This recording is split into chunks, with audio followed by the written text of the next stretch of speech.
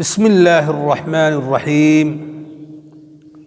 شروع اللہ کا نام لے کر جو بے حد مہربان نہایت رحم والا ہے۔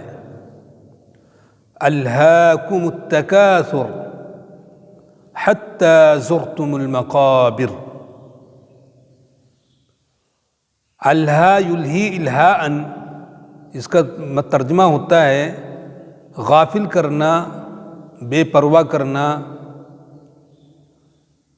تکاثر، اور اسی لفظ سے پوری سورت کا نام ہی رکھا گیا، سورۃ التکاثر۔ التکاثر کے دو ترجمے ہیں۔ پہلا ترجمہ ہے جو زیادہ تر مفسرین نے اختیار کیا، التفاخر بکثرت الاموال والاولاد، مال و اولاد پر فخر ظاہر کرنا، مال پر، اولاد پر، دنیا کی جاہ پر، عہدوں پر، منصب پر اترانا، فخر کرنا، یہ تکاثر ہے۔ دوسرا ترجمہ ہے مال و اولاد کی کثرت کے لیے، زیادتی کے لیے کوشاں رہنا، اسی میں لگے رہنا۔ تو ترجمہ ہوگا الہاکم التکاثر، تم لوگوں کو تکاثر نے غفلت میں ڈالے رکھا، دنیا کے مال و اولاد پر فخر نے تم لوگوں کو غفلت میں ڈالے رکھا، بے پرواہ کیے رکھا، یہاں تک کہ تم قبرستان پہنچ گئے، یہاں تک کہ تم قبر تک پہنچ گئے، یہاں تک کہ تمہیں موت آ گئی۔ انسان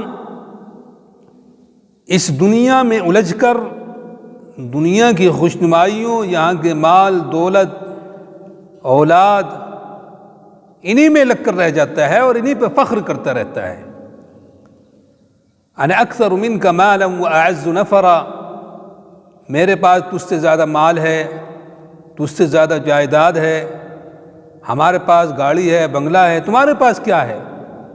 اسی میں لگا رہتا ہے اور پوری زندگی اسی میں گزار دیتا ہے، یہاں تک کہ موت آ جاتی ہے، موت کے قریب تک پہنچ جاتا ہے، مگر وہ اسی میں لگا رہتا ہے اور کبھی اس کو اس طرف توجہ نہیں ہوتی ہے کہ مجھے اس دنیا کے بعد ایک لامتناہی دنیا، زندگی تک جانا ہے جس کو کبھی فنا لاحق نہیں ہوگا۔ تو دنیا کے مال، اولاد، عہدوں نے، گاڑی بنگلوں نے، جائیداد نے اس کو اللہ رب العزتی سے غافل کیے رکھا، یہاں تک کہ قبرستان پہنچ گیا۔ یہ انسان کی حالت ہے کہ انسان اس دنیا میں الجھ کر اللہ رب العزت کو بھول جاتا ہے، آخرت کے گھر کو بالکل بھول جاتا ہے۔ کلا سوف تعلمون، ہرگز نہیں، کلا کا ترجمہ ہرگز نہیں۔ ہرگز نہیں کا مطلب یہ ہے کہ یہ دنیا اور یہ مال اور یہ جائیداد اور یہ اولاد بالکل قابل توجہ نہیں ہے، اس پر فخر کرنے کی بالکل ضرورت نہیں ہے۔ کلا، ہرگز نہیں، یہ دنیا فخر کرنے کی چیز نہیں ہے کہ انسان اس پہ اتنا فخر کرے کہ آخرت کو بالکل ہی بھول جائے۔ سوف تعلمون، عن قریب تم لوگوں کو معلوم ہو جائے گا، عن قریب تم لوگ جان لو گے۔ جب انسان مرتا ہے، مرنے کا وقت آتا ہے، اس کو موت آتی ہے، موت کے فرشتے آ جاتے ہیں، تو اس کو ساری حقیقت سمجھ میں آ جاتی ہے۔ اس کو یہ معلوم ہو جاتا ہے کہ یہ دنیا کوئی چیز نہیں، دھوکے کا سامان ہے۔ وما الحیات الدنیا وما هذه الحیات الدنیا الا متاع الغرور، یہ دنیا کا سامان، یہ دنیاوی زندگی محض دھوکے کا سامان ہے۔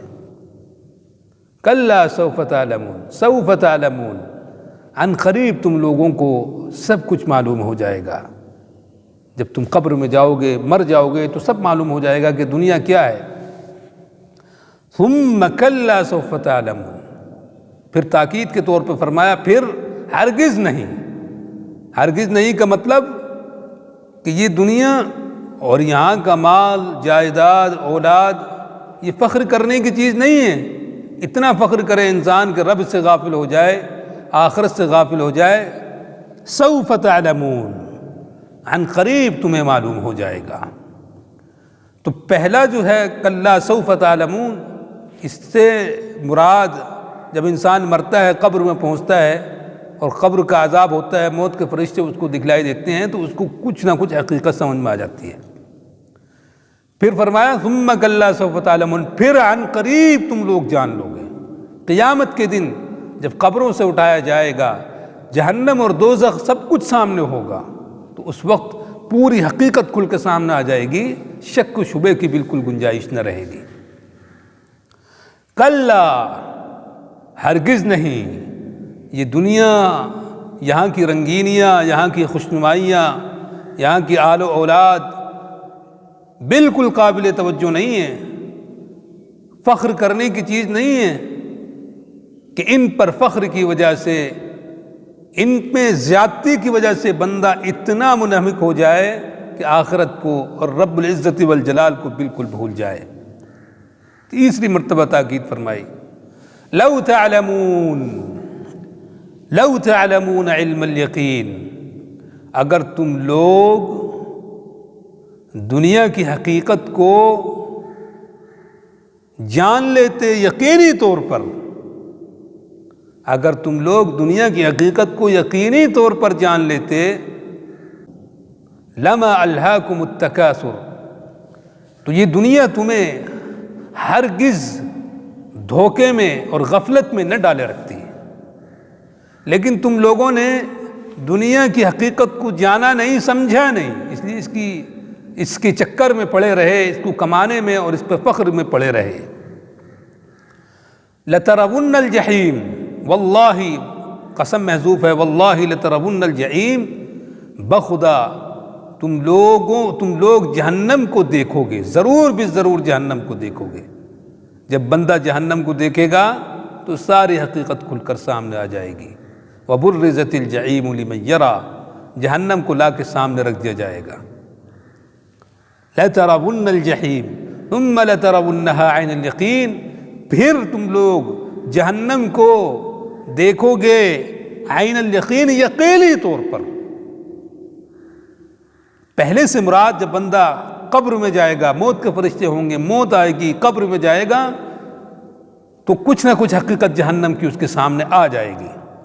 اور دوسرا ثم لترونها عین الیقین، یہ قیامت کا دن ہوگا کہ جہنم بالکل سامنے لا کے رکھ دی جائے گی، اس وقت بالکل شک کی گنجائش بھی نہ رہے گی۔ اس وقت انسان کف افسوس ملے گا، حسرت اور ندامت کے سمندر میں ڈوبا ہوا ہوگا، لیکن اس وقت حسرت اور ندامت، پشیمانی کوئی فائدہ نہ دے گی۔ ثم لتسألن یومئذ عن النعیم، میدان محشر قائم ہوگا، انسان سے دنیا کی ہر نعمت کے بارے میں سوال کیا جائے گا، دنیا کی ہر نعمت کے بارے میں سوال کیا جائے گا۔ جن جن چیزوں پر انسان دنیا میں فخر کرتا تھا، کبھی ان پر اللہ، ان نعمتوں پر رب العزتی والجلال کے شکر کی توفیق نہیں ہوتی تھی، اللہ رب العزت سے، منعمی عقیقی سے بالکل غافل رہتا تھا، اللہ رب العزت کہتا ہے کہ ہر نعمت کے بارے میں سوال کیا جائے گا۔ انسان کو رب العزت والجلال نے دنیا میں برتنے کے لیے، دنیا میں زندگی گزارنے کے لیے کتنی نعمتیں دی ہیں۔ وَإِن تَعُدُّوا نِعْمَةَ اللَّهِ لَا تُحْصُوهَا، اگر تم اللہ رب العزت کے انعامات کو گننا چاہو تو نہیں گن سکتے۔ ثُمَّ لَتُسْأَلُنَّ يَوْمَئِذٍ عَنِ النَّعِيمِ، پھر تم سے ضرور بھی ضرور اس دن نعمتوں کے بارے میں سوال کیا جائے گا۔ اللہ رب العزت سوال کرے گا کہ میں نے تم کو اتنی نعمتیں دی تھی، کیا تم نے ان کا شکر ادا کیا تھا؟ کیا تم نے ان نعمتوں کو دینے والے کو پہچانا تھا، ان کا شکر ادا کیا تھا؟ اللہ نے آنکھ دی، کان دیے، ہاتھ دیے، پیر دیے، بولنے کے لیے زبان دی، دنیا میں برتنے کے لیے ساز و سامان دیا، مال دیا، اولاد دی، بیوی دیے، بچے دیے، جائیداد دی، سب کچھ دیا۔ اس کا تقاضا یہی ہے کہ ہم ان نعمتوں کو عطا کرنے والے کو بھول جائیں، ان نعمتوں کے دینے والے کو بالکل فراموش کر دیں، اس کا شکر ادا نہ کریں، ہرگز نہیں۔ فرمایا کہ اس دن ہر نعمت کے بارے میں سوال کیا جائے گا۔ اس لیے میرے عزیزوں، ہمیں اللہ رب العزت والجلال کو کسی بھی حال میں بھولنا نہیں ہے، اور اس صورت کے اندر ہمیں یہی سبق دیا گیا کہ انسان اس دنیا میں آتا ہے اور یہاں کی رنگینیوں میں، خوشنمائیوں میں، یہاں کی جائیداد میں، مال میں، اولاد میں ایسا الجھ جاتا ہے کہ اللہ رب العزت کو بالکل بھول جاتا ہے، آخرت کو بالکل بھول جاتا ہے۔ نہیں، قرآن جو ہمیں خبر دے رہا ہے وہ برحق ہے، وہ ایسا ہی برحق ہے کہ جیسے ہمارے سامنے کوئی چیز ہو اور ہم اس کو دیکھ کر یقین کرتے ہیں، اسی طرح قرآن ہم کے جو خبر دے رہا ہے ہمیں ویسا ہی یقین کرنا چاہیے۔ اور اگر ہم آج یقین نہیں کریں گے تو پھر اس صورت کے اندر بتلا دیا کہ ایک وقت آئے گا اور جلدی ہی آئے گا کہ تمہیں ہر چیز کا مشاہدہ ہو جائے گا، اور ایسا مشاہدہ ہوگا، ایسا علم ہوگا کہ اس میں انکار کی بالکل گنجائش نہ ہوگی۔ اللہ رب العزت ہمیں قرآن پاک سمجھنے کی اور اس پر عمل کی توفیق عطا فرمائے۔ وآخر دعوانا ان الحمد للہ رب العالمین۔